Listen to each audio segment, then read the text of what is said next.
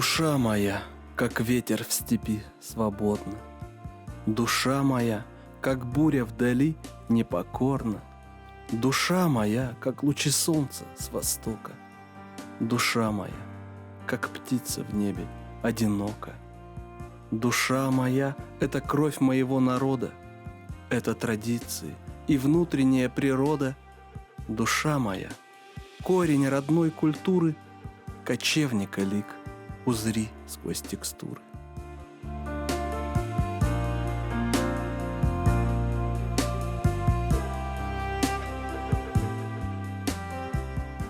Бескрайняя монгольская степь. Просторы ее притягивают и потрясают даже зимой. Безусловно, разглядеть красоту степи летом гораздо легче, а зимой все кажется таким однотонным, но это абсолютно не так. В первую очередь потому, что центральное место в монгольской степи отдается кочевнику, и только после него идет прекрасный пейзаж для любого фильма. Красивые просторы, синее небо, белые облака.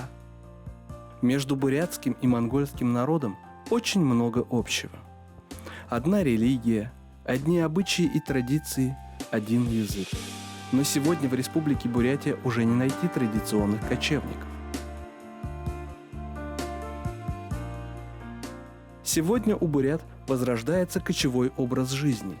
Скотоводы возвращаются в родовые урочища, но теперь это больше становится похожим на фермерство.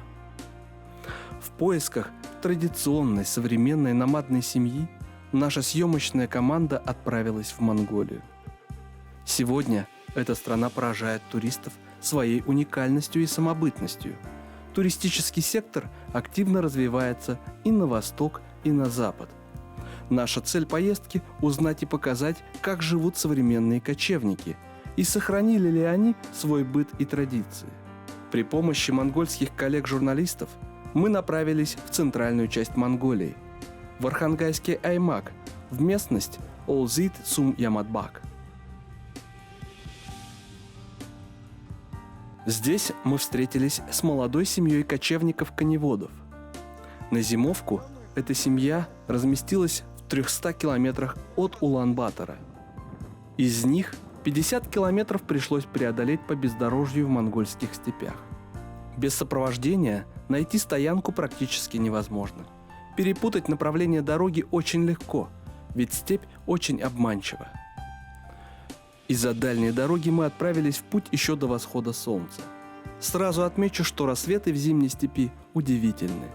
Чарующее, багровое солнце завораживает прямо посреди дороги.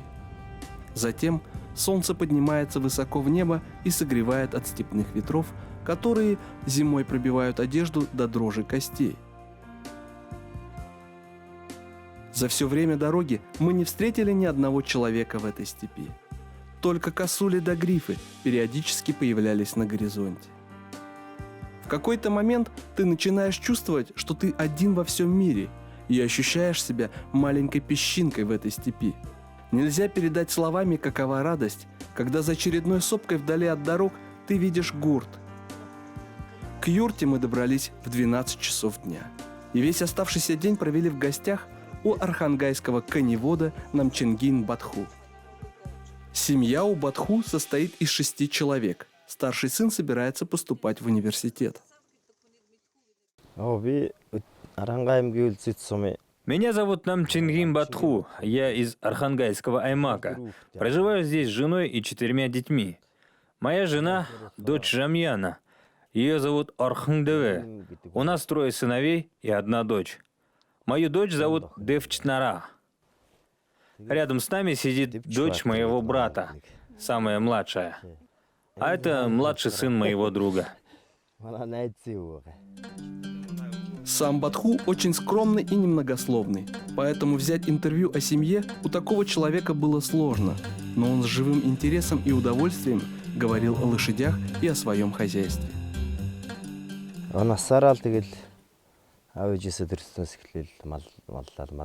Мне все это досталось от родителей, и я почти с самого рождения занимаюсь скотом. Мы пасем скот. Мой дед был уяч, объезжал коней. И мы уже третье поколение. Мы тоже занимаемся тем же, чем занимались наши деды. Помимо лошадей он разводит 5 священных традиционных животных кочевых народов – коз, овец, коров, лошадей и верблюдов. Мы разводим 5 видов скота, традиционных для монгола. Бадху имеет множество наград и грамот за участие в конных скачках, которые очень популярны в Монголии. Принять участие в них могут только лошади монгольской породы. Наши монгольские табунщики терпеливые, они многое умеют.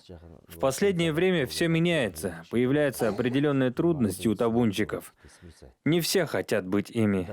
Но я считаю, что монгольские табунщики должны быть настоящими и сильными, иметь выдержку и терпение.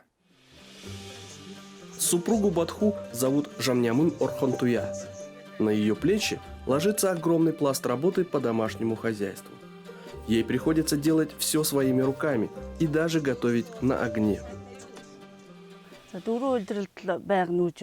Все времена года мы кочуем вслед за нашим скотом. Мы живем в юрте, и зимой бывает холодно. Те, кто живет в городе, могут в любое время укрыться от холода в своих домах. А мы, скотоводы, несмотря на холод и стужу, идем за своим скотом в любую погоду. Весной начинается отел скота. Это самый сложный период. Вообще проблем и трудностей в степи в любое время года много. С самого раннего утра до позднего вечера нужно следить за скотом. Зимой нужно скот чем-то кормить. Самая тяжелая пора – это весна. Летом надо доить коров, кобылиц. Очень много работы. Работы постоянно много, как говорится, забот полон рот. Одежда, вода, тепло в юрте – за все это отвечает жена кочевника. Зимой, когда похолодает, сразу начинаем топить печку в юрте. Стираем в стиральной машинке. В город выезжаем редко, за год 1-2 раза. Мы здесь зимуем, а летник наш недалеко отсюда. Гостей в юрте встречают по традиции угощениями. Юрты у современных монголов-кочевников также разделены на 2 части – мужскую и женскую. Угощение всегда начинается с хорошо заваренного чая с молоком. В знак уважения чай и все угощения преподносятся гостю 2 руками. С чаем подаются различные молочные продукты.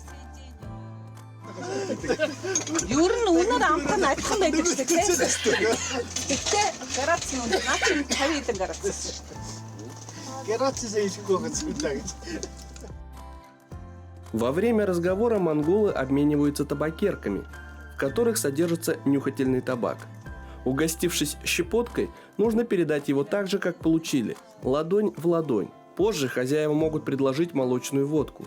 Ее обычно подают в серебряной пиале, так как серебро своим цветом символизирует чистоту чувств. Многие монголы носят свои пиалы в дегелах.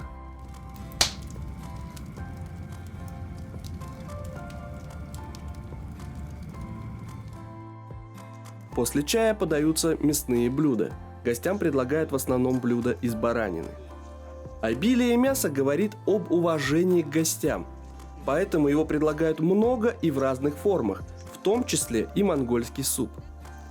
К слову сказать, нашу съемочную группу угостили национальной гастрономической изюминкой Монголии – блюдом хархок из баранины.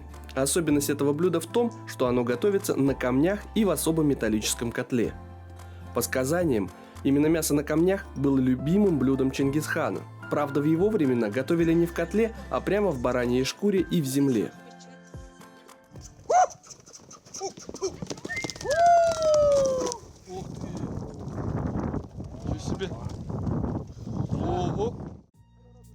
«Монгол без коня, что птица без крыльев», гласит известная монгольская пословица. Порода монгольских лошадей известна со времен Чингисхана. Они мелкорослые. Как и бурятские лошади, добывают себе пищу самостоятельно. После создания в 1996 году Федерации конного спорта и тренинга в Монголии произошел интенсивный скачок развития соревнований. Сегодня каждый коневод старается обзавестись скаковыми лошадьми. По словам Батху, в Монголии насчитывается около 2 миллионов лошадей. В среднем монгольские лошади живут от 18 до 25 лет. Хозяин дома любезно показал нам, как нужно седлать монгольскую лошадь.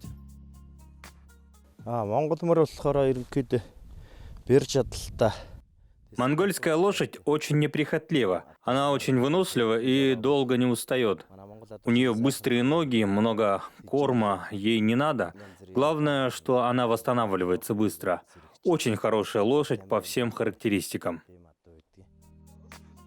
Сам коневод, несмотря на множество кубков и наград, считает самым ценным подарком серебряную уздечку и седло, которые ему вручили на главных летних играх Наадым. Монгольский народ хранит традиции древней и высокой культуры на протяжении множества веков.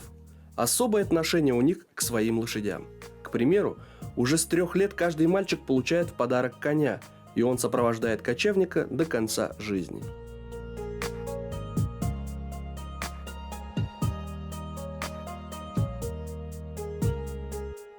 В целом, монголы очень бережно относятся к животным.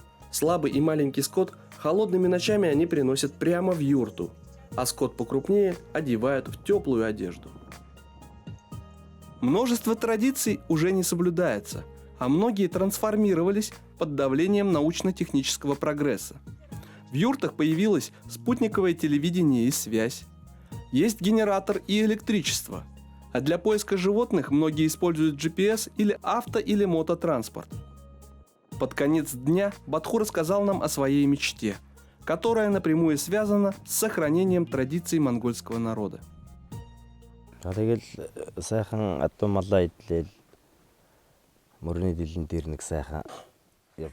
Моя мечта – так и жить дальше. Заниматься скотоводством, объезжать коней и пасти скот. Вот мы, родители, папа с мамой вдвоем, и со своими детьми будем и дальше жить здесь. В этом и есть, думаю, наше счастье. Огромное счастье, что эта монгольская кочевая семья сумела сохранить большую часть традиций своего народа. И все они тесно переплетаются с нашими бурятскими традициями.